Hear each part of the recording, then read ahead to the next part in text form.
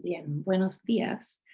Em, Estamos iniciando entonces aquí la primera mesa del simposio dedicado a filosofía clásica, el simposio número 11, del Congreso Congreso Nacional de la Asociación Chilena de Filosofía, de la CHIF, ¿no?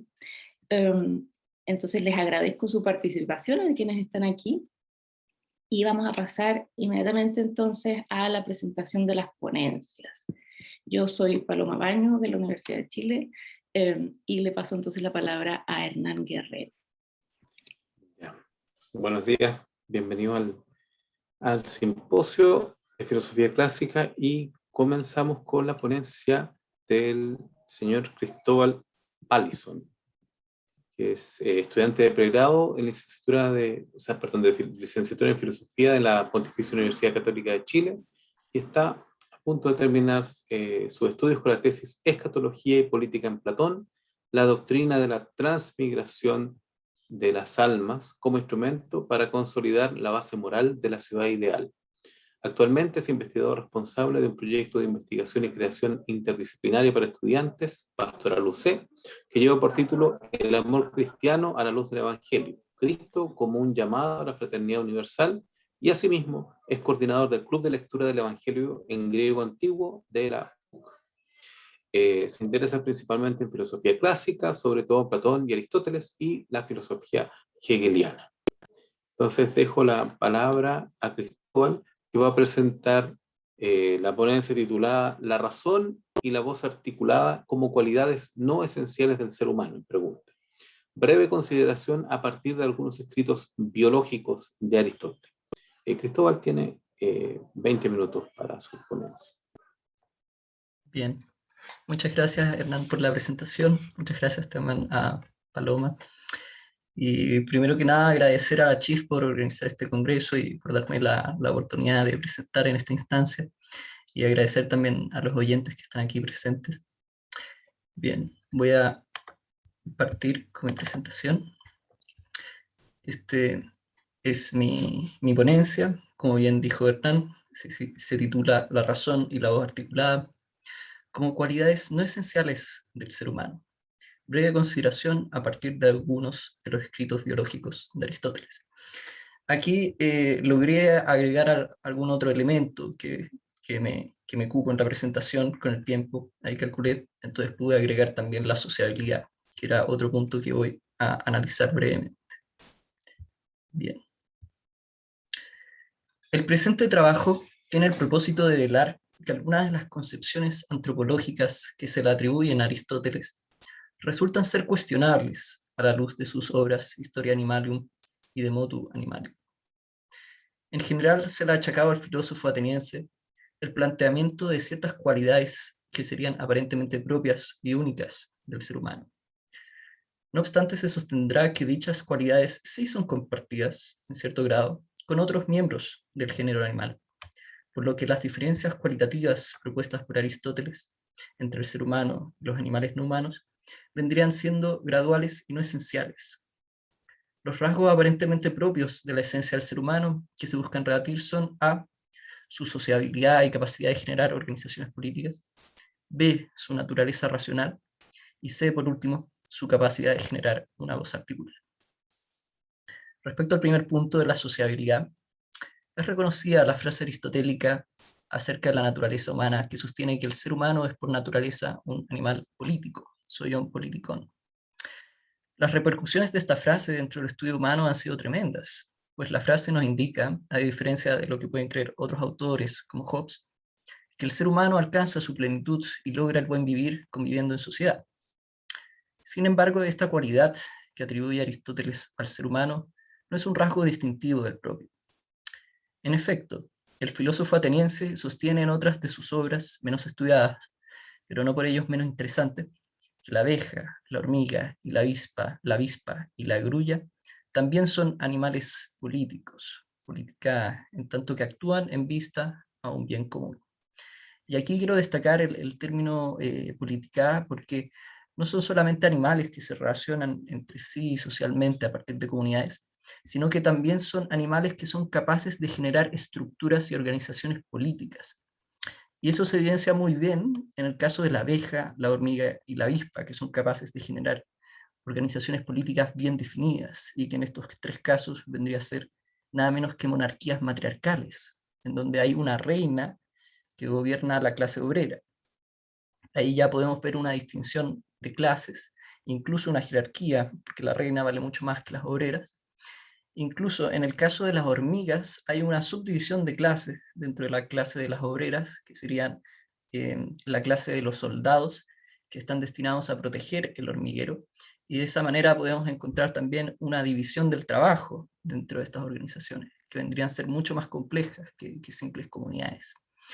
Y lo que para la hormiga es el hormiguero, lo que para la abeja es la colmena, para el ser humano vendría a ser la polis. Y de esa manera podemos encontrar un paralelismo, según Aristóteles, entre estos animales y el ser humano respecto a su sociabilidad.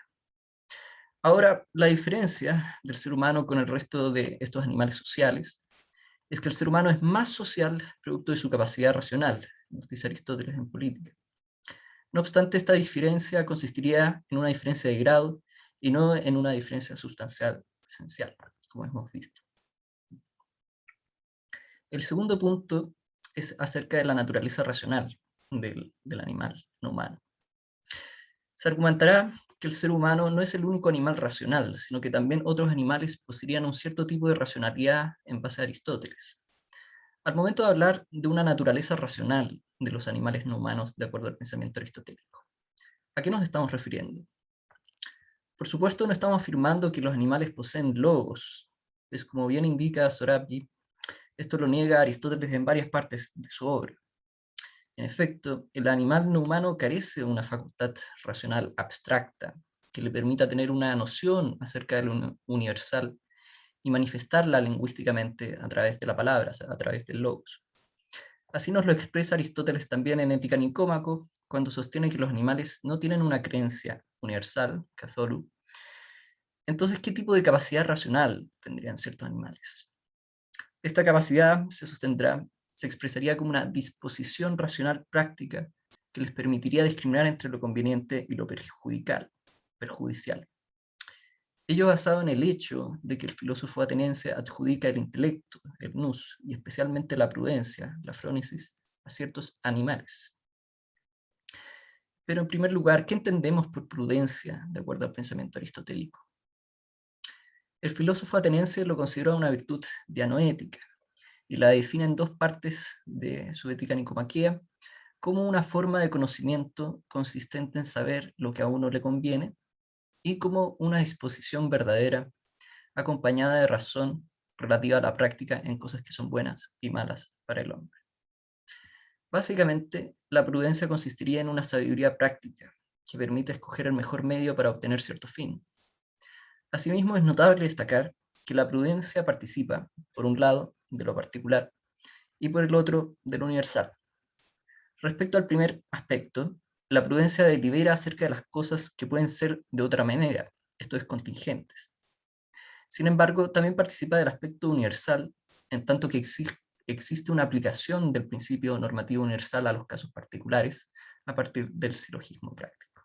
Bien, eso era para dar un resumen de lo que entendía Aristóteles por phronesis.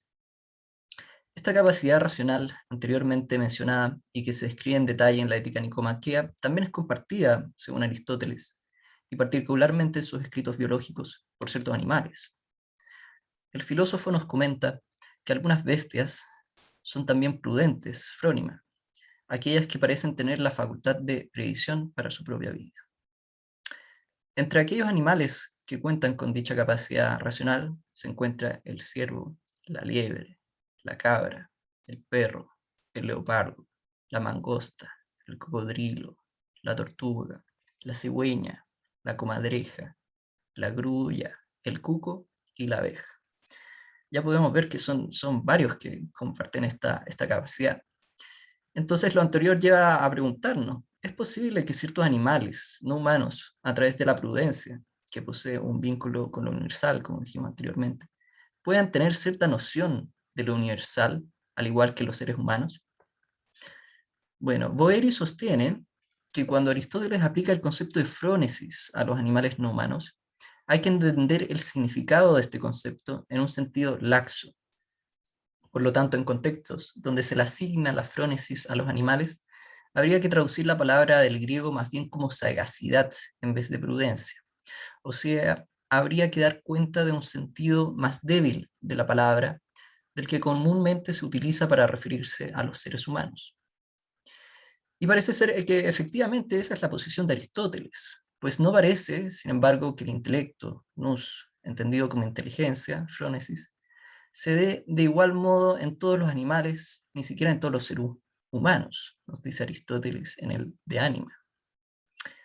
A pesar que el término phronesis se ocupa en un sentido laxo al atribuírselo a los animales, no deja de ser sorprendente que Aristóteles asigne por común el mismo término tanto a los seres humanos como a ciertos animales no humanos. Sin embargo, ¿en qué consistiría este sentido laxo de la phronesis para los casos de los animales no humanos? El caso de la especie de los ciervos nos puede ilustrar adecuadamente esta prudencia animal. Y nos dice Aristóteles, entre los cuadrúpedos salvajes, la cierva no es de ninguna manera, según parece, la menos inteligente, por dos razones. Los ciervos por parir al borde de los caminos, pues las fieras no se acercan a estos sitios a causa de las personas. Y en segundo lugar, porque después del parto se pone a comer el corian. Este segundo elemento es bien interesante, porque no solo se da en la especie de los ciervos, sino que también en los caballos, en los vacunos y seguramente también en otros animales. Y ello se debe a que la placenta, de la cual se alimentan estos animales tras el parto, tiene un alto contenido de hierro que es fundamental para la producción de los glóbulos rojos y por lo tanto de la sangre. Y lo que sucede es que durante el embarazo los animales, incluidos también el ser humano, desarrollan una especie de anemia fisiológica producto del esfuerzo que implica crear a un nuevo ser dentro del vientre. Y junto a ello, si agregamos también que durante el parto mismo, el dar a luz, se producen hemorragias durante el proceso, tras el parto la embarazada queda completamente con una falta de sangre, con una deficiencia de hierro, que algunos de estos animales compensan a través de la alimentación de la placenta. Eso como un dato interesante. No obstante, lo que nos ayuda más respecto a la prudencia animal es el primer elemento, el hecho de que los ciervos logran reconocer que los senderos por los cuales transitan las personas son poco frecuentados por las bestias, y por lo tanto serían los lugares menos peligrosos para dar a luz. Este ejemplo nos ilustra que la cierva escoge el mejor medio para cumplir el fin de conservar la especie. Asimismo, la mayoría de los ejemplos ilustrados en la historia de los animales nos dan cuenta de la capacidad de reconocer, conseguirse y aplicarse ciertos fármacos producto de una herida, enfermedad o envenenamiento por parte de los animales no humanos. Así, estos animales han podido discriminar entre las diferentes plantas y tras ello reconocer aquellas plantas medicinales que son capaces de sanar sus padecimientos. Es preciso destacar que esta facultad de discriminación se encuentra en un terreno común con el intelecto, nos dice Aristóteles. Por último, tenemos el caso de las grullas, que vuelan a gran altura para observar la lejanía, y si ven nubes y señales de tormenta, descienden a tierra y permanecen tranquilas. Esto nos evidencia, como bien ya nos señala Aristóteles en Ética Nicómaco, la facultad de previsión de ciertos animales, pero además su capacidad ante las señales de la naturaleza de proyectar escenarios que les pueden generar perjuicio y así evitarlos. En resumen, la capacidad fronética le dotaría al animal no humano de una racionalidad práctica, pero no tendría la racionalidad intelectual propia de los seres humanos. De esta manera, ciertos animales no humanos poseerían una racionalidad parcial, de acuerdo al pensamiento aristotélico, pero racionalidad al fin y al cabo. Bien. Por último, pasamos al último elemento de esta exposición, que es la voz articulada. Aristóteles sostiene en la historia de los animales que la capacidad de generar una voz articulada, el dialectos, es propia del ser humano. Paradójicamente, el filósofo menciona en otras partes de la misma obra la existencia de ciertos animales que cumplirían las condiciones para generar dicho tipo de voz. Pero ¿en qué consiste esta capacidad de generar una voz articulada? El Stagirita la define como la articulación de la voz por la lengua. La voz articulada tendría un nivel más elevado que la simple voz que generan ciertos animales, y tendría como objetivo el hecho de emitir sonidos más sofisticados y pronunciarlos con claridad para la comprensión por parte de otros animales. Para acentuar esta distinción entre el lenguaje y la voz, Aristóteles nos comenta que no son de la misma naturaleza, sino que el primero es susceptible de ser modelado o entrenado. La voz se emite de manera natural por parte de los animales, pero la voz articulada requiere de cierto entrenamiento, de cierta educación. Asimismo, mientras que la voz es igual en todos los casos de cierto género animal, la voz articulada se da de manera diferente dentro del mismo género, dependiendo del lugar en el cual habitan los individuos, como si fuera efectivamente un dialecto. A pesar que Aristóteles sostiene en Historia de los Animales que la voz articulada es una capacidad propia del ser humano, podemos ver en diferentes pasajes de la misma obra donde se le atribuye esta facultad a otros animales, especialmente las aves. El género de las aves, por su parte, emite sonidos vocálicos, y las que tienen un lenguaje articulado son sobre todo las de las aves que presentan una lengua ancha y las que tienen una lengua delgada. Entre estas aves se encuentra la perdiz, el ruiseñor, el pájaro de la India y el loro. Asimismo menciona en Historia de los Animales que ciertos animales poseerían dicha capacidad sin especificar qué tipo de animal. Respecto al ruiseñor, se comenta que se le ha visto enseñar a cantar a sus polluelos. El canto es una voz más sofisticada, por lo que requiere de cierto entrenamiento, esto es, que el ruiseñor eduque a sus polluelos en el cantar. En el caso del loro se da lo mismo, pero de manera aún más inaudita. Imitan a los hombres, recuerdan cuando oyen, y cuando se les enseña responden a quien los instruye. Muchos incluso, merced a las enseñanzas que recibieron, denunciaron a los que cometían delitos en casa. Nos comenta Porfirio en De Abstinencia. Conclusión. Hemos podido comprobar a lo largo de esta exposición que aquellos rasgos que tradicionalmente se le han atribuido al ser humano por excelencia también son compartidos por otros animales no humanos. El primer rasgo es su ser político, que también lo compartiría con otros animales que tienen la capacidad de generar organizaciones o comunidades políticas, como las abejas, las hormigas, las avispas, etc. Entrar en detalle cómo funcionan dichas relaciones sociales entre los animales a la luz de los avances de la biología es un tema pendiente para otra investigación. El segundo rasgo es la racionalidad, aunque como hemos visto, esta consiste solamente en una racionalidad práctica, esto es, que se desenvuelve en el ámbito particular de la praxis. Esta frónesis animal comparte algunos rasgos de la frónesis humana, como la elección del mejor medio para lograr un fin, la discriminación, la previsión y la proyección de escenarios posibles. Sin embargo, a diferencia de la frónesis humana, no podemos estar seguros que la capacidad prudencial del animal no humano tenga un acceso a lo universal, y por lo tanto que haga uso de una especie de silogismo práctico para realizar su actividad prudencial. Sin embargo, el no tener la normativa universal no le impide al animal no humano actuar de manera prudente. Queda entonces preguntarse si no es la premisa universal lo que guía al animal por la elección prudente. ¿Será entonces el instinto? ¿Será entonces la intuición? ¿O acaso será la experiencia que le ha enseñado que dicha forma de actuar es la mejor? Estas serían preguntas para otro tipo de investigación. Por último, tenemos la capacidad de generar una voz articulada, que en principio sería propia del ser humano al articular un lenguaje sofisticado, pero que se da también en otros animales, como el ruiseñor, que es capaz de enseñar a sus polluelos a emitir una voz articulada. Cae entonces Aristóteles en una contradicción al asignársela propiamente al ser humano y a la vez asignársela a varios otros animales. Pareciese que Aristóteles en este caso está enfatizando que dicha capacidad es más propiamente del ser humano, pero no niega que ciertos animales no humanos también la puedan compartir en cierto grado. Y con ello doy fin a mi ponencia. Muchas gracias. Muchas gracias, Cristóbal. Felicitaciones por la ponencia. Y ahora pasamos a, bueno, Manuel acaba de llegar, entonces Continuamos con usted, la ponencia. Si me espera un segundito para presentarlo.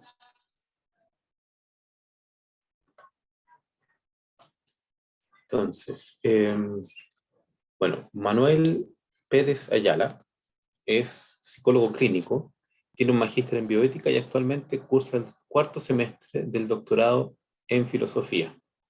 Ya sea el magíster en bioética como el doctorado los cursó y los cursa en la Universidad de Chile. Trabaja también en la Universidad Autónoma de Chile, donde ejerce docencia. Entonces, el título de su ponencia es La dimensión terapéutica de la parresía en Gorgias, según Foucault. Lecciones desde el etos clásico para la práctica actual. Entonces tiene 20 minutos y después, bueno, después vendrá Belén y pasaremos a las preguntas. Tiene la palabra, entonces, Manuel. Muchas gracias. Buen día. Me disculpo por el retraso, fue una descoordinación personal. Quisiera leer entonces el texto que he preparado. No sé si prefieren que lo proyecte o solamente lo leo. Como usted prefiera, quizás puede proyectarlo. Si me guiaran cómo hacerlo. Catalina, yo creo que le va a permitir hacerlo el equipo técnico. Abajo, en el panel de abajo hay una opción que dice compartir pantalla y ahí está para que usted pueda. Está activado para que pueda compartir la pantalla. Perfecto.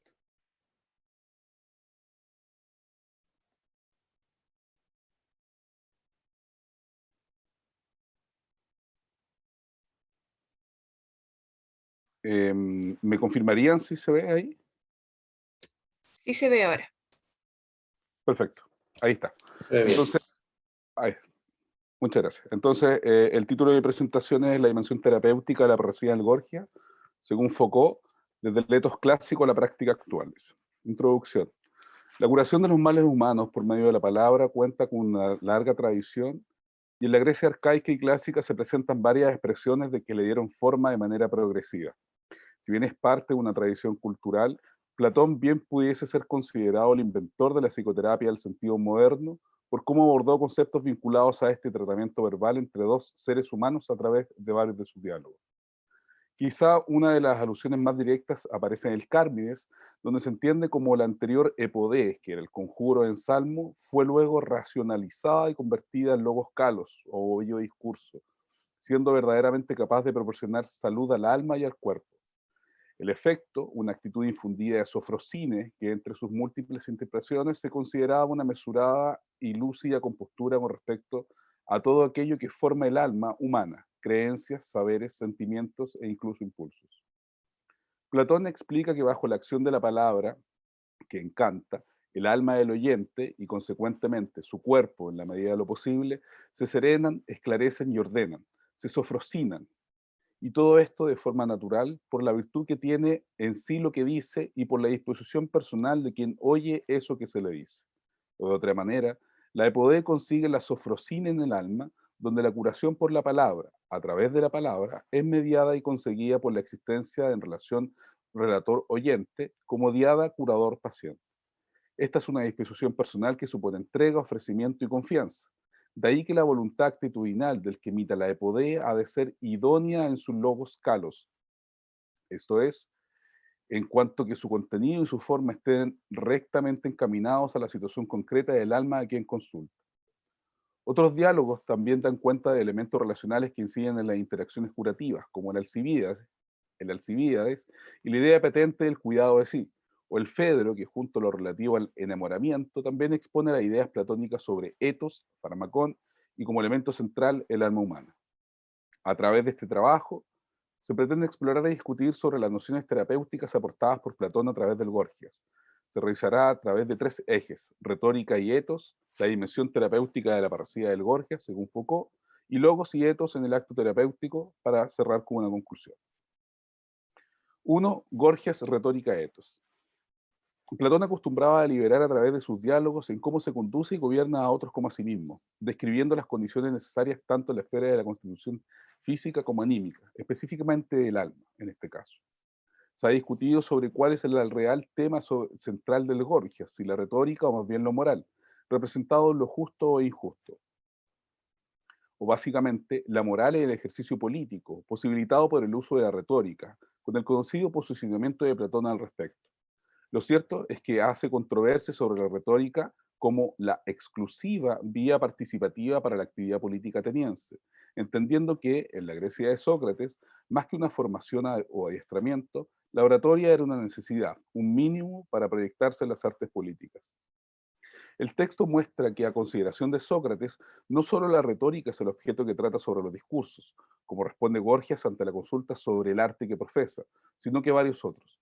Para Sócrates, por ejemplo, también la medicina la ocupa en su práctica, valiéndose para curar personas enfermas. En la discusión siguiente, la retórica adquiere la forma específica de la persuasión y convencimiento, y Sócrates comienza paulatinamente a develar que lo planteado carece de coherencia. Como resultado, el eminente arte se reduce a una mera práctica. Luego, al evidenciar las contradicciones de Gorgias, es su discípulo Polo quien retoma la discusión, desde la degradación que hace Sócrates de la retórica y la limitada importancia que éste le asigna a la experiencia política, hasta su utilización en relación a lo justo y las implicancias de cometer injusticias. Después de Polo, es Calícles el tercer y último personaje en debatir con Sócrates. Al intentar hacer notar las inconsistencias en su discurso y de paso ridiculizar a su interlocutor, Calícles le aconseja a Sócrates sobre la práctica de la filosofía, a la que califica de poco seria y algo esperado para una persona en desarrollo, no maduro, no para alguien de edad avanzada como él. Acá les comparto el extracto del diálogo, versos 486b y 487c. Calícles dice: pero amigo, hazme caso, cesa de argumentar, cultiva el buen concierto de los negocios y cultívalo lo que te dé reputación de hombre sensato. Deja a otros esas ingeniosidades, que, más bien, es preciso llamar insulceses o charlatanerías, por lo que habitarás en una casa vacía. Imita no a los que discuten esas pequeñeces, sino a los que tienen riquezas, estimación y muchos otros bienes. Sócrates refiere: si mi alma fuera de oro, Calícles, ¿no crees que me sentiría contento al encontrar alguna de esas piedras con las que prueban el oro, la mejor posible, a la que aproximando mi alma, si la piedra confirmara que está bien cultivada, yo sabría con certeza que me hallo en buen estado y no necesito otra comprobación? Calícles responde: ¿y por qué me preguntas eso, Sócrates? Voy a decírtelo. Creo que ahora, al encontrarte a ti, he encontrado tal hallazgo, dice Sócrates. ¿Por qué? Responde Calícles. Estoy seguro de que en lo que tú estés de acuerdo conmigo sobre lo que mi alma piensa, es que eso es ya la verdad misma, pues observo que el que va a hacer una comprobación suficiente sobre un alma vive rectamente o no, ha de tener tres cosas que tú tienes: ciencia, benevolencia y decisión para hablar. En la traducción de Michel Foucault dice: observo en efecto que para verificar correctamente si un alma vive bien o mal, es preciso tener tres cualidades que tú posees: saber, epistemen, benevolencia, eunoian, y franqueza, traducido como parresía. En efecto, yo encuentro muchos que son capaces de probarme porque no son sabios como tú, retomo el diálogo de Sócrates. Otros son ciertamente sabios, pero no quieren decirme la verdad porque no tienen interés por mí, como tú lo tienes.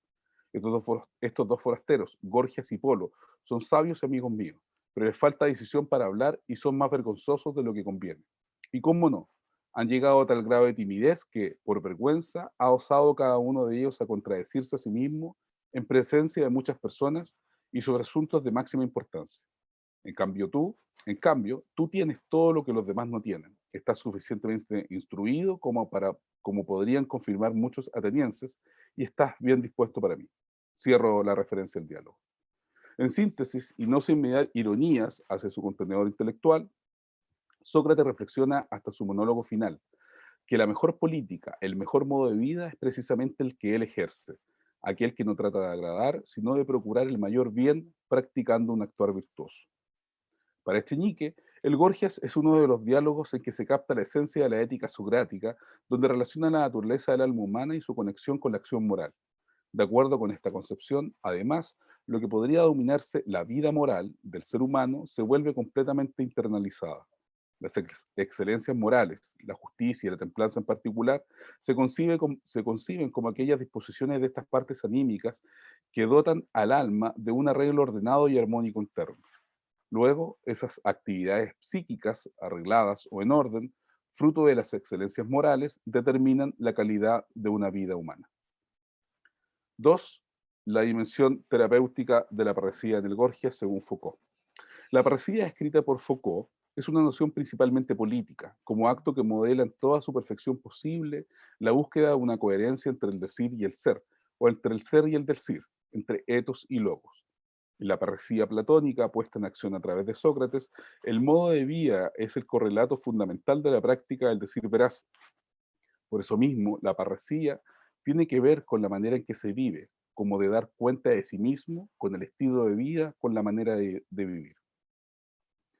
Para que se realicen las prácticas de subjetivación del sujeto, entendida esta como la relación que el individuo establece consigo mismo y con otros, es clave la asunción de dos categorías del pensamiento-acción, epimeleia y parresía.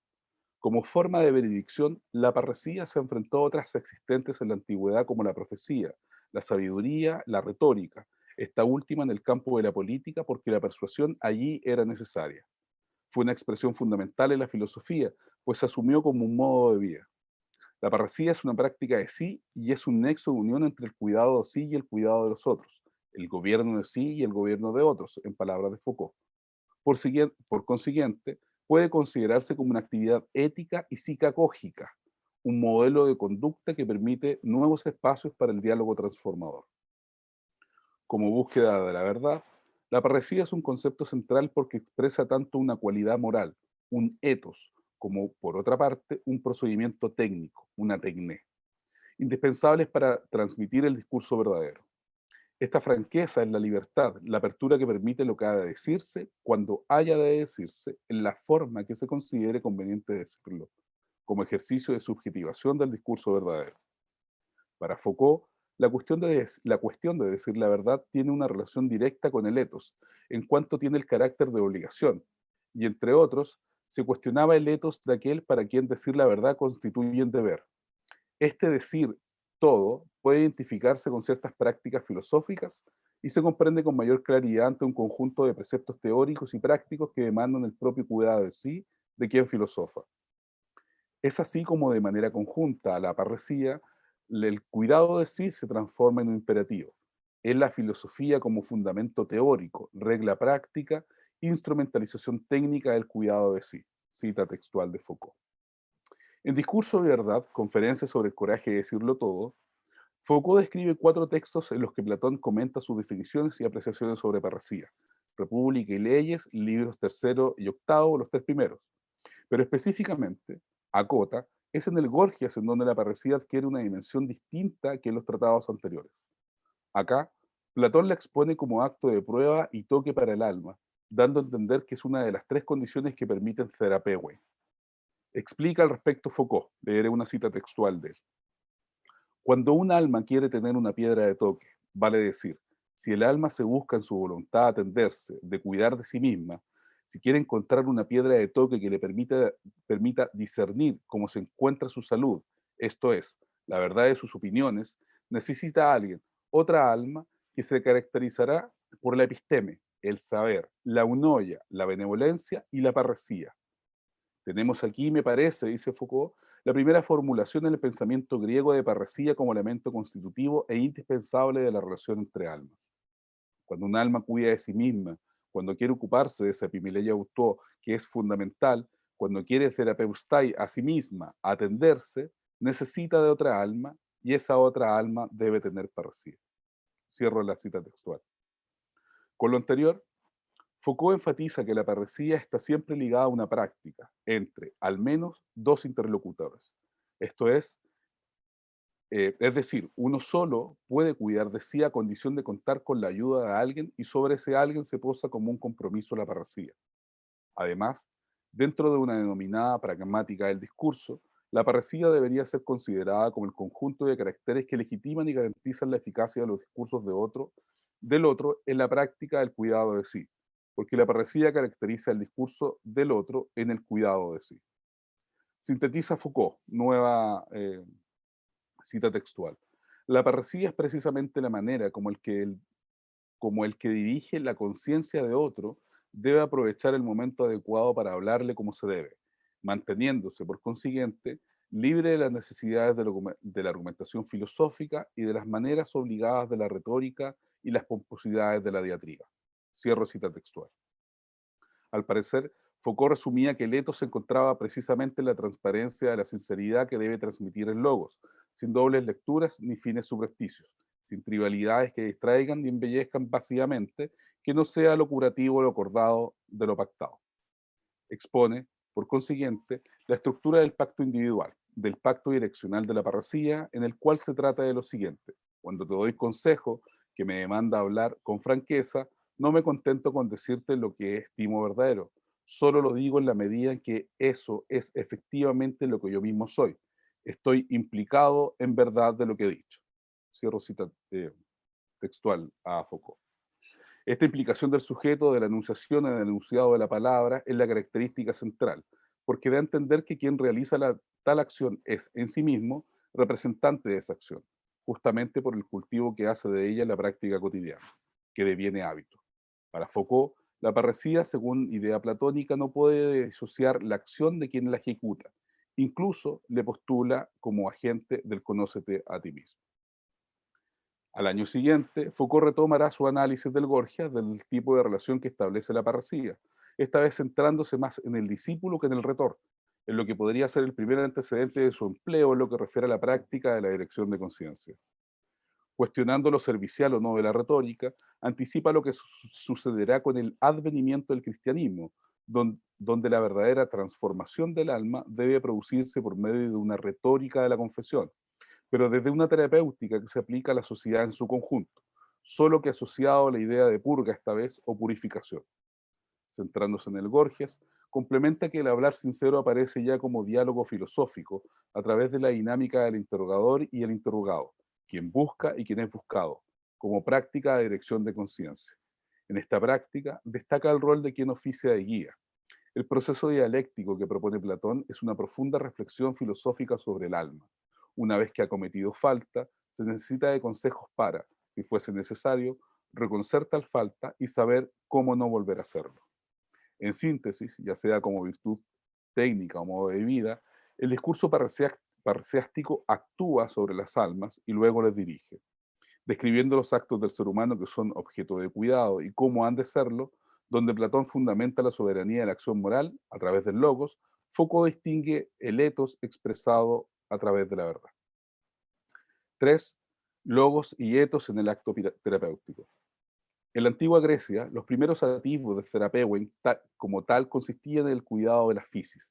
Se efectuaba en un marco de amor al hombre, auxiliando a la fisis para su propia acción curativa, facilitado por el curador y el enfermo en la medida en que ambos se comprometían con las acciones de terapia. Progresivamente contempló además una serie de prácticas en las que la dietética representaba un régimen de vida caracterizado por una adecuada alimentación ligada a ejercicios físicos y actividades ajustadas a las costumbres sociales más elevadas. Cuidando de cuerpo y alma con igual esmero, la atención de la salud orgánica y el apoyo psicológico tenían por objeto acercarse a la entidad psicosomática y no solo los síntomas de las enfermedades. La asistencia mental y física se ofrecían paralelamente, independientes si la enfermedad provenía del alma o del cuerpo, sin marginar un elemento trascendental, el etos de quien realizaba el acto terapéutico. Platón toma una parte de la tradición curativa helena, a siglos de los rituales profesados en cultos olímpicos, las rogativas en los templos y los ensalmos ceremoniales, y pone en el logos y etos de su mentor las enseñanzas sobre la capacidad de restablecer el equilibrio que, a través del soma, accede a lo trascendental del humano, su alma. Ese hacer nacer la verdad en el otro, como pretendía Sócrates con su mayéutica, no es tan lejano ni distinto de lo que pretende la psicoterapia moderna. Sea esta psicoanalítica, sistémica o existencial, será siempre ampliar los límites de la conciencia, al reconocer conflictos escondidos o negados y el aumentar con ello el ámbito de la libertad personal, la aspiración de todo método psicoterapéutico. La necesidad de la terapia radica en el hecho antropológico fundamental de que el ser humano nunca se conoce totalmente a sí mismo, en lo que pareciera ser una diferencia ontológica entre ser y parecer, no solo respecto a los demás, sino también con respecto a sí mismo. Tanto en el pasado como en el presente, la psicoterapia sería entonces una mayéutica en el sentido de hacer nacer la verdad en el otro, una verdad tal que permita alcanzar ese equilibrio o sensatez, sofrosine, que sería la condición sine qua non de la verdadera salud, en tanto sea equilibrio cuerpo y mente, soma y alma. De manera atemporal, la solicitud de ayuda inicia cualquier proceso terapéutico voluntario. Alguien que está o se siente mal acude por una mejoría o alivio. Esta decisión implica una búsqueda fuera de sí mismo y, al encontrar esa piedra de toque con que Sócrates ilustraba a Calicles, se concede o autoriza a otro u a otra para que indaguen lo recóndito del alma de quien solicita. Es un fenómeno inherente a la existencia humana. El logos como vehículo o herramienta, con el sentido práctico apropiado a la circunstancia, parresía, a la vez acompañado de la actitud acorde, en forma de etos, son los elementos que se posibilitan el proceso terapéutico. Además, el horizonte en el cual Platón posiciona la curación por la palabra, en tanto primero cuidado de sí, representa una barrera protectora en contra de las transgresiones al etos. En el amplio sentido, la mirada cultural de Foucault documenta la necesidad de tener en cuenta la influencia de las tendencias ideológicas en el campo de la acción terapéutica, que devela la condición de seres históricos y políticos, además de la situación socioeconómica de un país, las ideas prevalecientes en el contexto sociocultural y religioso y su incidencia en la perspectiva hacia los conceptos de salud y enfermedad. Su obra ofrece un marco de estudio excepcional al respecto, tanto por el detalle que evidencia la intersubjetividad, como por el macro contexto que posibilita, condiciona o afecta este tipo de interacciones y el cómo ha de hacerlo. Finalmente, como conclusión, Foucault indagó en las distintas manifestaciones de la psiquis de los seres humanos, en una perspectiva histórica que va de las primeras nociones de la enfermedad del alma hasta transformarse en la enfermedad mental tal como se conoce en la actualidad. Descubre en este afán, entre varios otros conceptos, cómo la parresía constituye una práctica de sí y un nexo de unión y su ejercicio entre el decir y el ser, o entre el ser y el decir. Por eso mismo, exige coraje y valor para proferir una palabra que puede ser reveladora, pero tanto curativa o adversa. La parresía en el acto terapéutico tal no debe decir lo que se conviene decir, sino lo que debe decirse propiamente tal, algo que entraña el etos de la relación y la dirección establecida. Ya sea en política como en la intimidad una relación de sanación, la parresía representa un poder sobre el alma, ya sea la propia de otro, por lo que Foucault resalta del Gorgia su función terapéutica. Sin embargo, es un propósito de la parresía en la función terapéutica, que luego de la interacción, el cuidado dependa de sí mismo una vez expuesto a una determinada verdad sinceramente transmitida. En el contexto contemporáneo, la labor terapéutica designa una actividad servicial cuidadosa y preocupada del mantenimiento de un determinado ordenamiento. Tiene su momento constitutivo en el malestar esperanzado, el pedido y la respuesta apropiada, que convergen en la configuración de un momento estructural en el cual es posible diferenciar una posibilidad terapéutica y una búsqueda de significancias compartidas. La terapia no es un trayecto de sentido único a recorrer por quien solicita atención, ya que quien le cure ha de atenderlo y leer la posibilidad de actuar para informarse y evaluar lo que sucede. Y si bien no siempre lo solicitado es lo deseado, cuidar de un otro implica asumir una actividad pragmática de sostén y apoyo, estar al lado, detenerse y demorar con cautela en lo asistido, para comenzar una acción que impele a ponerse en movimiento para hacer algo a favor de alguien. Y esto requiere de quien ejerza como terapeuta poner entre paréntesis su proyecto personal en favor de quien pide asistencia. Para Platón, el efecto terapéutico sustancial, para que su dimensión curativa abarcara cuerpo y alma, necesitaba de un otro que tuviese epistemen, eunoian y parresía. Estas condiciones expresaban el talante del etos de quien poseía las habilidades sanadoras, como además manifestaciones de su virtud.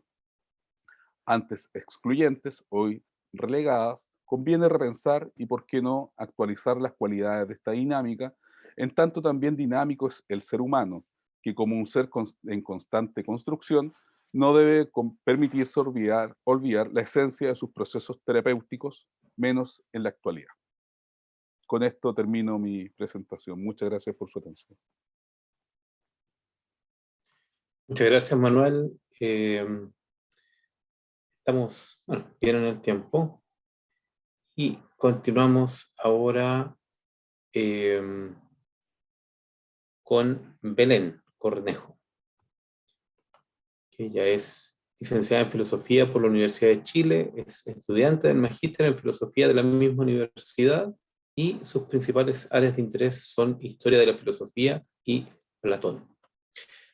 Su ponencia tiene por título En rechazo a la falacia socrática o prioridad de la definición. Belén tiene 20 minutos y la palabra.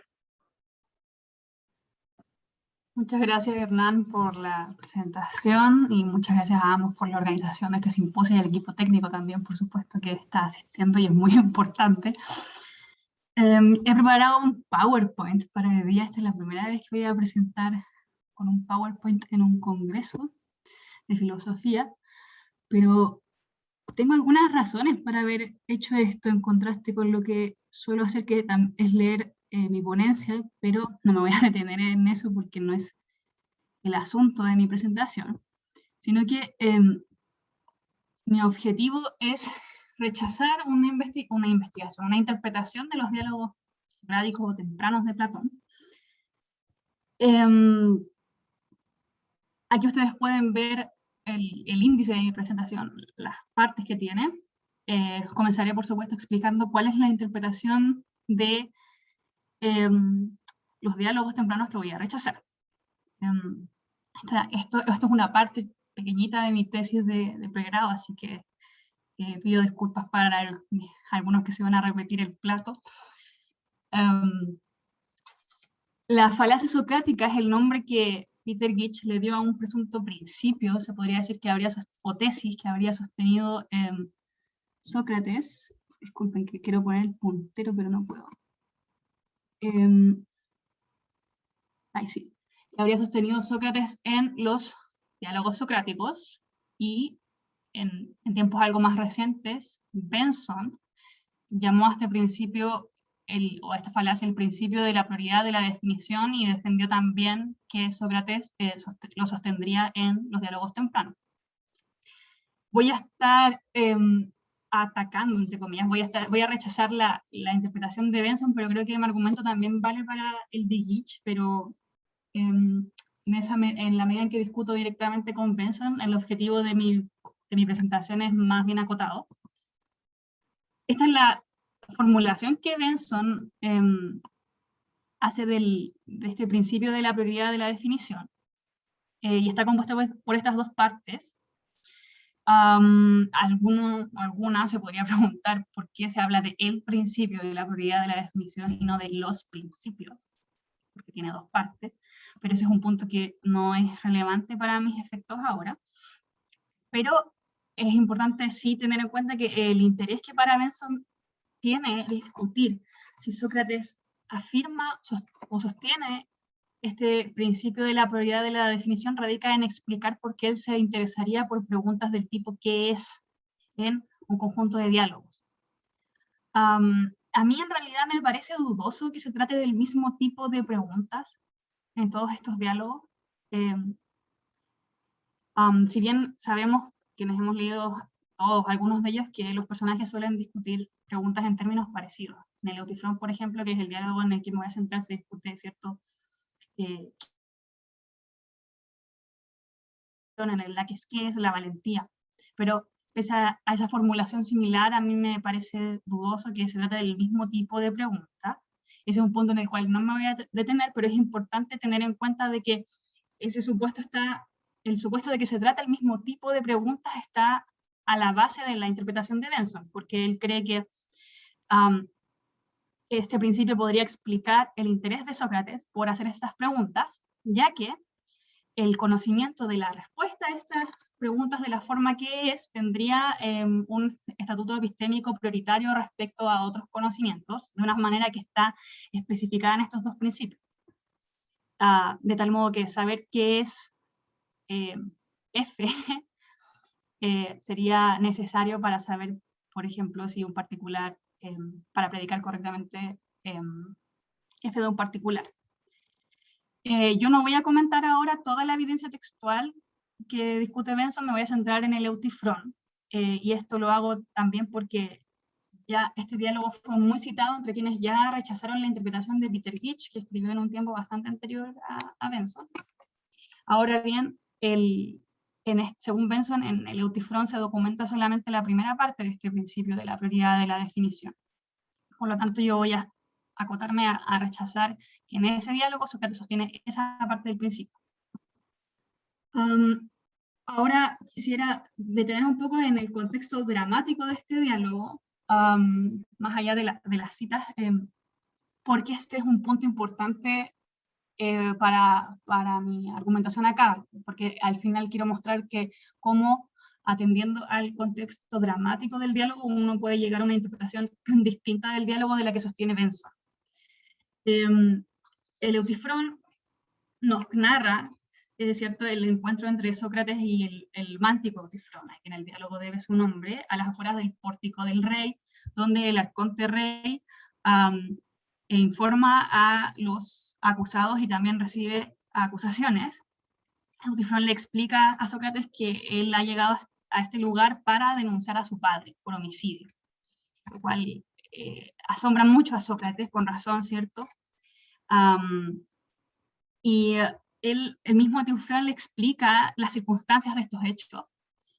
Él cuenta que la víctima de su padre es un jornalero, quien a su vez habría matado a un esclavo de la familia durante una borrachera, y por este motivo el padre de Eutifrón deja al hombre amarrado en un foso mientras mandaba averiguar con las autoridades competentes qué tenía que hacer con él.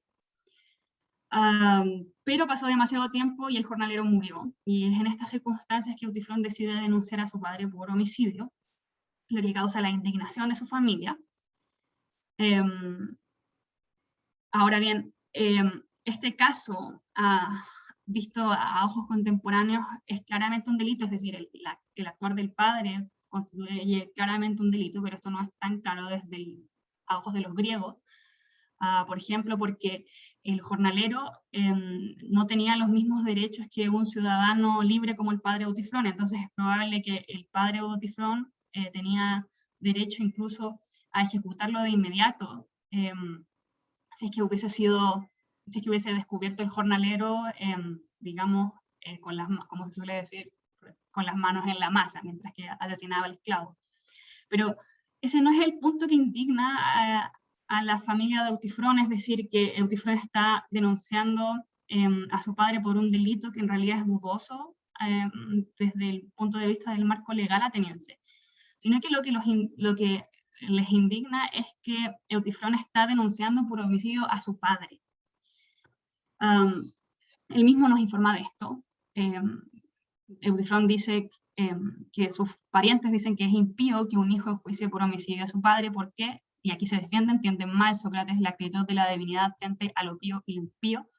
Aquí Gómez Lobo traduce el término en griego tobosion como lo pío, y este término, como explica también el mismo Gómez Lobo, designa en griego la recta actitud de lo inferior ante lo superior, lo cual incluye tanto la actitud de hijos e hijas hacia sus padres como la actitud de seres humanos de los seres humanos ante los dioses. Por lo tanto, la familia lo que está haciendo es acusar a Eutifrón de una grave ofensa moral contra su padre. Es puesto esta cita, que tampoco está completa, hay una porción del texto acá que está omitida, porque el propio Benson la toma en cuenta también. Voy a centrarme en este pasaje sobre todo para discutir con él. Pero antes de llegar a ese punto, me gustaría explicar por qué creo que es relevante el esfuerzo que estoy haciendo por rechazar la interpretación de Benson. Y es que me parece que el principio de la prioridad de la definición, que yo había estudiado aquí, con estas dos partes, es falso. Y es falso porque Benson no define el universo de discursos del principio. Es decir, no determina cuáles son los objetos que podemos reemplazar por las variables en este principio. Por lo tanto, este principio en realidad no tiene valor de verdad. Y hay una cita acá de Benson, donde se puede ver que él mismo reconoce que en realidad el principio podría referirse a cualquier objeto. Él dice que de acuerdo con este principio, el conocimiento de cualquier F es necesario para cualquiera, en orden a saber cualquier cosa sobre, podríamos decir, cualquier cosa o F. De tal modo que me parece que el principio es falso en el sentido en que no tiene sentido o es absurdo. Y yo creo que por esto por esta razón yo pongo en duda si Sócrates sostiene o no este principio.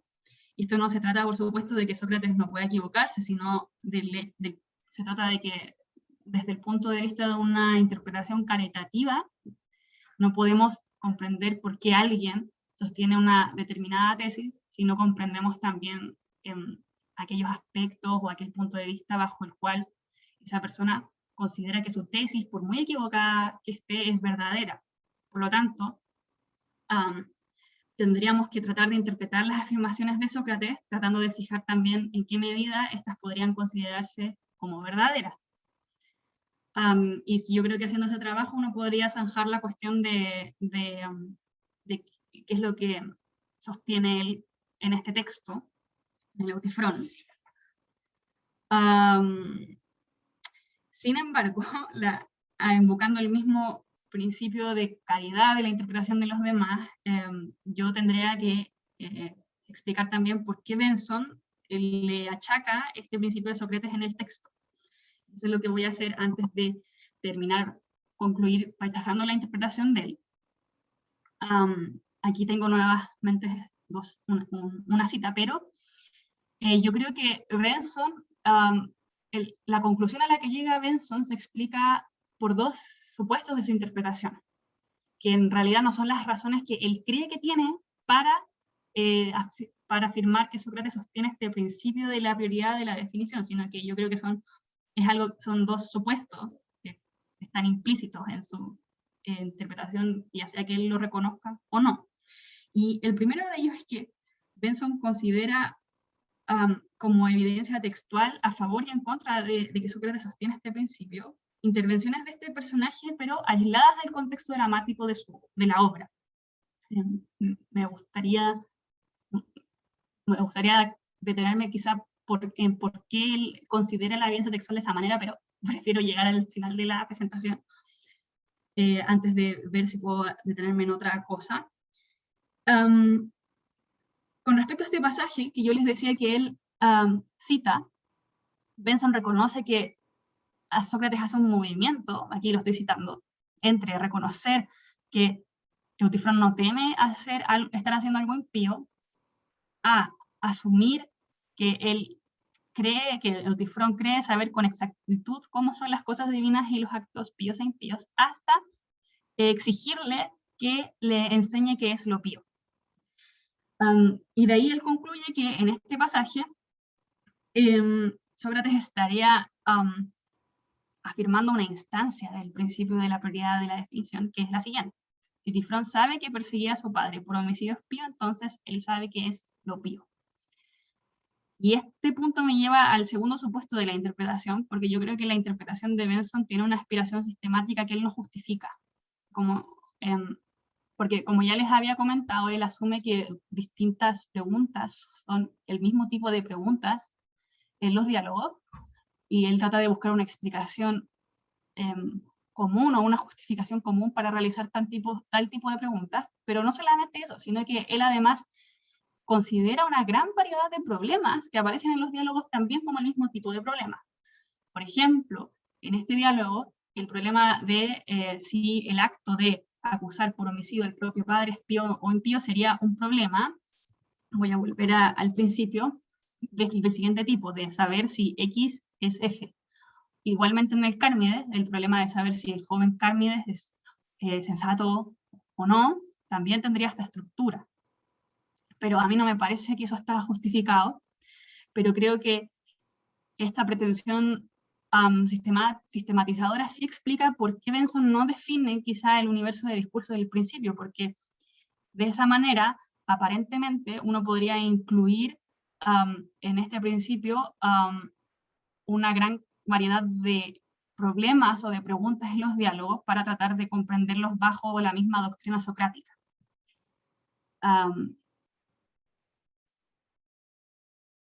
Y por último, por último, dicho eso, me gustaría comentar cómo, pasar al último punto de mi presentación, que es explicar cómo una consideración más atenta del contexto dramático del diálogo nos lleva a concluir que nos lleva a rechazar la interpretación de Benson. Como yo les había comentado, Benson, toma intervenciones aisladas de Sócrates en el diálogo, pero con ello él está olvidando que estas intervenciones de Sócrates son respuestas y reacciones a lo que Eutifrón le está contando, claramente. Es Eutifrón quien en primer lugar se jacta de que conoce o que comprende la actitud de la divinidad frente a lo pío y lo impío. Por lo tanto, Sócrates no necesita escribir a este principio de la prioridad de la definición o a una instancia de él para preguntarle o para pedirle a Eutifrón que le enseñe qué es eso que él afirma saber. Ahora bien, esto no responde otra cuestión, que es por qué Eutifrón se jacta de poseer este conocimiento, y esto también se puede explicar atendiendo a los hechos que él ha narrado antes. Y si uno se fija en la cita, él se está defendiendo de el reproche de su familia. La familia de Eutifrón representa en este conflicto la opinión más común entre los griegos de la época en la que el diálogo fue publicado acerca del conflicto de Eutifrón. De hecho, la opinión según la cual es una ofensa moral grave contra el padre de una persona o el padre de una, acusarlo por homicidio, de tal modo que no habría sido fácil para un griego de la época aceptar la tesis o la postura que Eutifrón está defendiendo, a saber que es pío que un hijo acuse por homicidio a su padre. De esta manera, el diálogo nos presenta con un conflicto y con el problema, y con un problema, a saber si en realidad, si efectivamente es pío o impío que un hijo enjuicie por homicidio a su padre, y en esta situación Eutifrón tiene la carga de probar que él tiene razón, es decir, que es pío, que el acto que él está cometiendo es pío. Y digo que él tiene la carga de probar su postura porque él es el que defiende una opinión contracultural. Y él apela además en esta cita que he copiado a su posición de mántico, en virtud de la cual él comprendería mejor que nadie los asuntos divinos para jactarse de que él sí podrá probar que tiene razón. Y ahora bien, otro aspecto que también es importante para tomar en cuenta es para comprender el sentido de este pasaje, que como les digo, aquí hay una parte que está omitida, es cómo se caracteriza acá lo pío, es decir, quizá aquí está apuntando Eutifrón cuando él dice que él conoce la actitud de la divinidad frente a lo pío y lo impío. Sócrates interpreta esta declaración más adelante. Sócrates la interpreta en el sentido de que él cree que Eutifrón está afirmando o se está jactando, de conocer la forma del opio, es decir, el aspecto que presentarían todas las acciones, todos los actos píos. Y el mismo Autifrón responde que sí, que eso es lo que él afirma que conoce. Ahora bien, el sentido que tiene esto me parece que es que esto, es decir, cómo se caracteriza lo pío acá como la forma o el aspecto que presentarían todos los actos píos, incluyendo, por tanto, actos contraculturales como el de Autifrón. El sentido que tiene esto es el siguiente. Ofrece una solución al conflicto que se presentaba en el diálogo en la medida en que si Autifrón pudiese mostrar que él conoce el aspecto que presentan todos los actos píos, él podría asegurar si su acción también presenta ese mismo aspecto. Por lo tanto, él podría asegurar si su acto es pío o impío.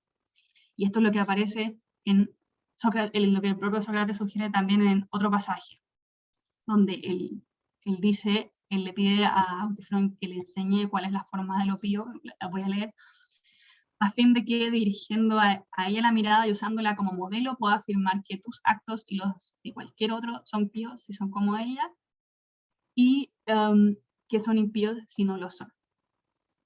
De este modo yo estoy de acuerdo con la interpretación de Blastos, quien sostiene que conocer qué es lo pío es una condición suficiente para conocer si cualquier acto es pío o impío, y que por lo tanto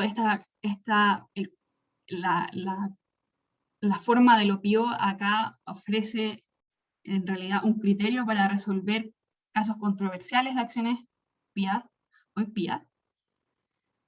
No estoy de acuerdo, no es que no esté de acuerdo, no quiero, eso sí, llegar a la interpretación que yo creo que también es sistemática de Blastos, quien propone de manera alternativa otro principio que sí sostendría o al cual adscribiría Sócrates en este texto, que es el que yo copié acá.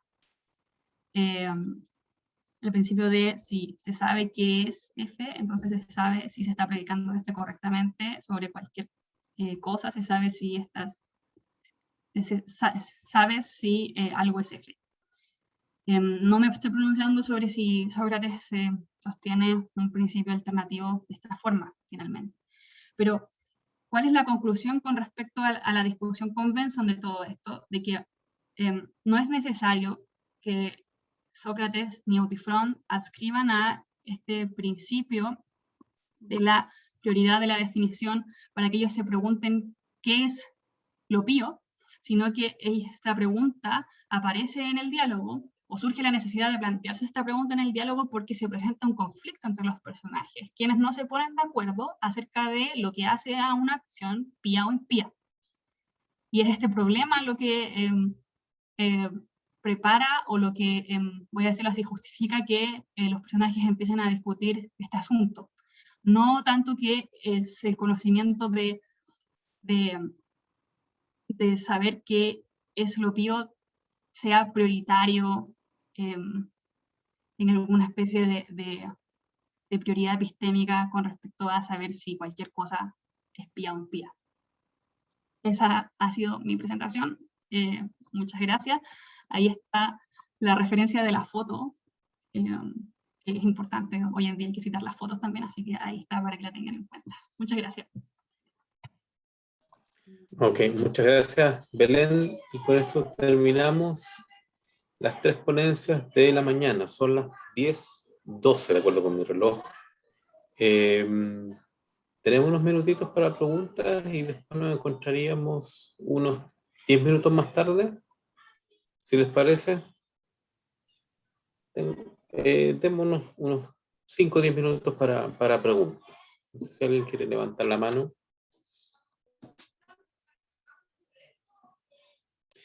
Javier Fuentes, por favor. Tiene la palabra. Sí, hola. Bueno, primero que todo, un saludo y también bueno, agradecer por las ponencias, estuvieron todas muy interesantes. Y tengo, bueno, 2 preguntas para Belén. Lo primero, me gustaría saber tu opinión sobre el principio de Blastos, porque me da la impresión de que también se le podría criticar lo que mencionaste respecto al principio de Benson, esta cuestión de que él no determinaría el universo del discurso al menos en principio. No sé si tú verías el mismo problema o no allí. Y mi segunda pregunta, quizás más general, tiene que ver con la pregunta qué es algo en los diálogos socráticos, porque quizá una pregunta anterior incluso al problema de la prioridad de la definición, y sería si tú entiendes que esa pregunta, no sé si siempre o en algunos diálogos, es una pregunta por la definición de ese algo o de ese X, o si se está apuntando a otra cosa. Eso, y muchas gracias nuevamente. Muchas gracias, Javier, por las preguntas. Me permiten profundizar en temas que mencioné, pero que solamente mencioné en la presentación.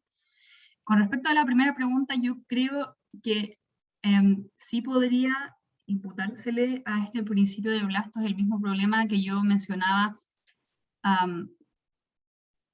que tenía el principio de la prioridad de la definición que sostiene Benson, es decir, Blastos tampoco define el universo de discurso de este principio, y yo creo que eso también se explica porque él está, al igual que Benson, apuntando a una interpretación sistemática de los diálogos. Él tiene a la vista no solamente el Eutifrón, sino varios diálogos tempranos.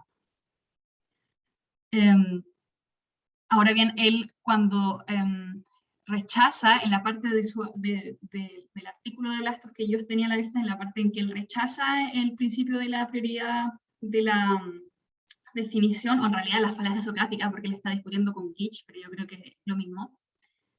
Él sí tiene a la vista los componentes que yo destaqué, que es el contexto dramático del diálogo.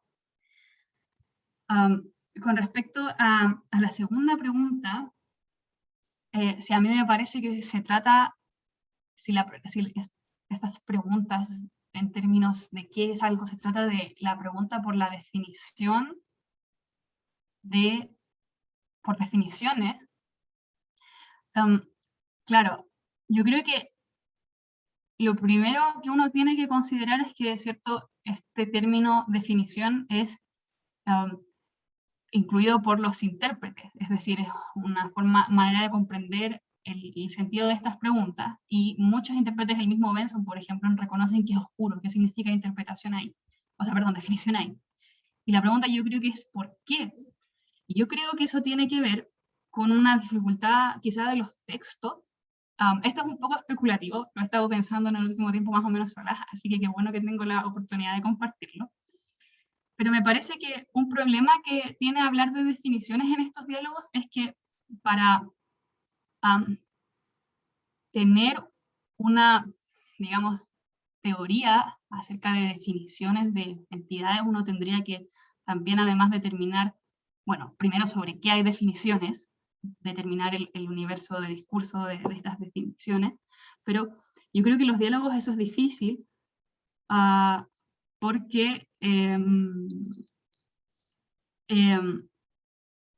para poder tener una teoría más bien, voy a hacerlo así, completa de las definiciones, uno tendría que además fijar qué tipo de unidad tienen los objetos de la definición, si se trata, por ejemplo, de un género, o si uno está tratando de comprender otro tipo de unidad, y yo creo que en los diálogos no hay no se problematiza eso.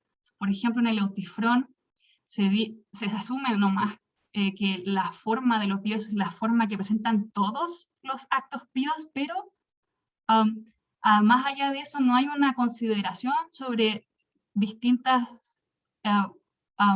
sobre qué tipo de unidad designa esta forma de lo pío con respecto a estos actos en los píos.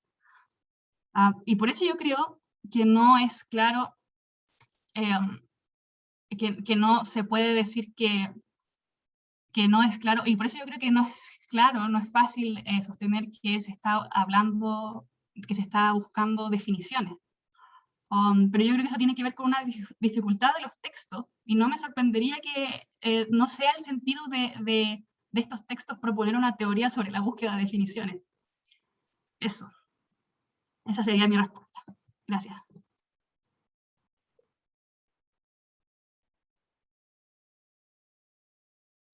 No sé si alguien más tiene preguntas, algún comentario. Bueno, yo aprovecho de tomar la palabra porque tuve algunos apuntes, entonces me voy a tomar la libertad de darme a mí mismo la palabra. Eh, para, para Cristóbal, me llamó la atención el paralelo que hace entre el hombre como todo politicón y los animales como politicá, porque hay algo similar entre el uso que hace Homero y Hesíodo, por ejemplo, de Taetea, las cosas que suelen hacer los animales de noche, por ejemplo, los lobos que salen a recorrer, a buscar comida de noche, ¿no? Y etos, que originalmente étea se utilizaba al plural y después pasó a utilizarse en el singular y se utiliza solamente para los hombres. Entonces yo creo que por ahí también podría llevar, eso podría ser algo interesante para su investigación. Otra cosa, me llamó la atención la traducción de la frónesis, de la prudencia como disposición verdadera. Entonces busqué el pasaje esto de Ética Nicomaquea 1140b. Entonces, en el fondo, lo que más que disposición verdadera es lo que yo leí, por lo menos, era que es una disposición práctica, es una hexis, ¿no? Es un hábito práctico a través de un logos, o sea, de una, llamémoslo razonamiento, verdadero.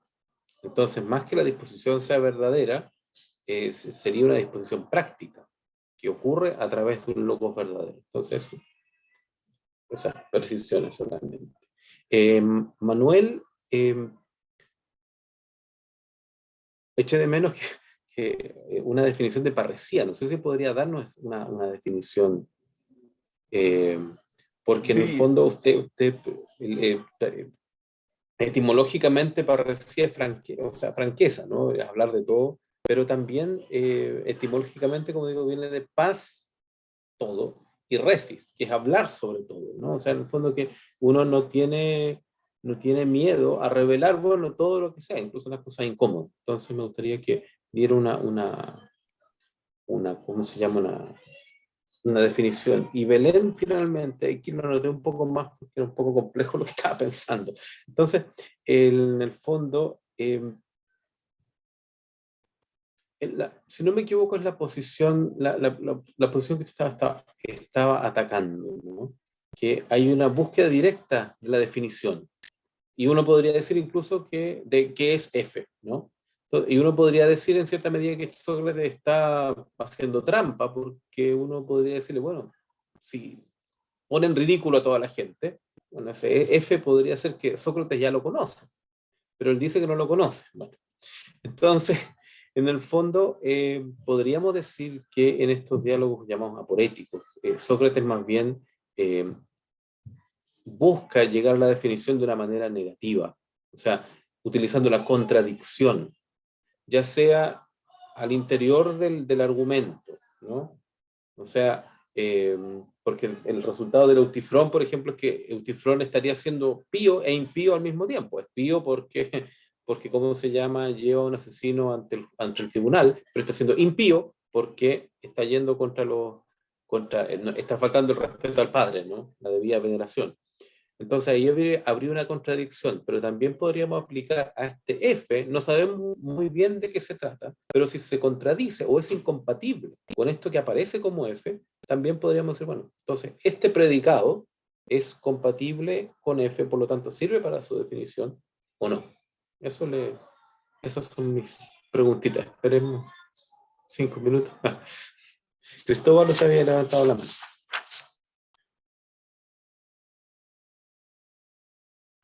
Ahí, perfecto.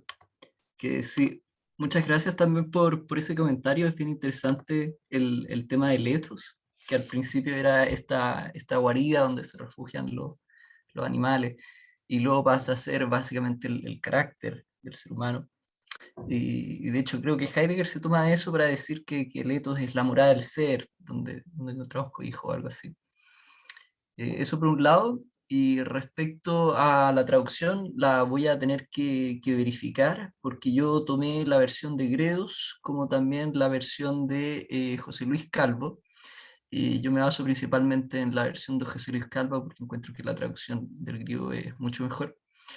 Y también me baso en las apreciaciones del profesor Boeri, en donde ahí Hexis la analiza más bien como disposición anímica más que hábito, que es como la traducción que generalmente se le traduce, porque más que un hábito que podría ser el ethos, con la epsilon, no con la eta, que se repite, más bien sería como una disposición, una manera de ser, un modo de ser que surge del propio carácter anímico del ser humano. Eso no va.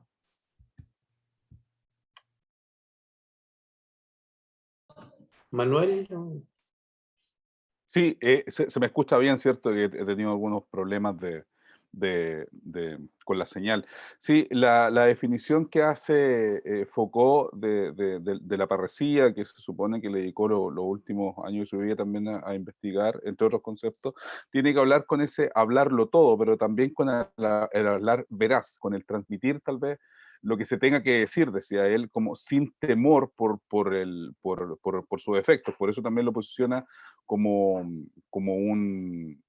un acto político. Ahora, también depende de la fuente a quien cite Foucault, y a medida que lo desarrolla en sus ponencias, que después se compilaron en el coraje de decirlo todo, también tenían que ver con distintas variaciones que tenía la parresía.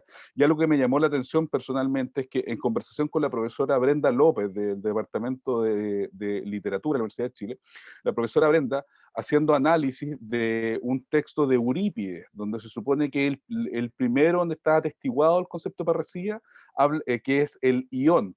Y la parresía ahí ni siquiera era el hablar todo, era el derecho a la toma de palabras que tenían las personas que eran connaturales, en este caso, de una polis. Entonces también tiene que ver con que el espectro del concepto parresía a veces no se circunscribe solamente al factor etimológico, por ejemplo, que sería como que tuviera incorporado la idea de aletheia, que es la verdad, sino que también tiene que ver con distintos hechos territoriales y hechos de costumbres de la misma poli griega antigua. Entonces, eso que lo comentó la profesora Brenda, que así también lo tenían estudiado desde el punto de vista euripidio, tiene que ver con el amplio espectro del concepto de parresía, que en sí lo que quiero comentar es que no se circunscribe solamente a lo etimológico, sino también al uso que se le daba, y Foucault finalmente después habla de otros conceptos de la parresía, sobre todo política, pero también lo que yo quise rescatar de la lectura del Gorgia era esta parresía en tanto facilitador de procesos terapéuticos de sanación a través de hablar transparentemente con un otro. Pero aún así, al menos en las indagaciones que yo he realizado hasta ahora, parresía malamente se podría como constreñir a una sola aplicación. El mismo Foucault, a través de sus conferencias, le va dotando, según autor, distintas dimensiones y distintas aplicaciones. Muchas gracias. Belén, por favor. Sí, gracias por la pregunta. Si mal no entiendo, la pregunta es si Sócrates está interesado por averiguar qué es lo pío a través de el descartar ciertas opiniones de Eutifrón. Yo creo que eso es correcto. Lo que yo estoy... yo creo que eso es correcto. Lo que yo estoy rechazando es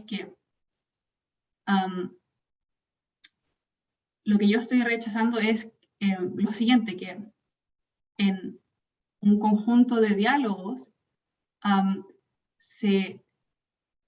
los personajes busquen o se hagan en todos esos casos el mismo tipo de preguntas, de tal modo que podamos explicar el interés que tiene la respuesta a estas preguntas de la misma manera.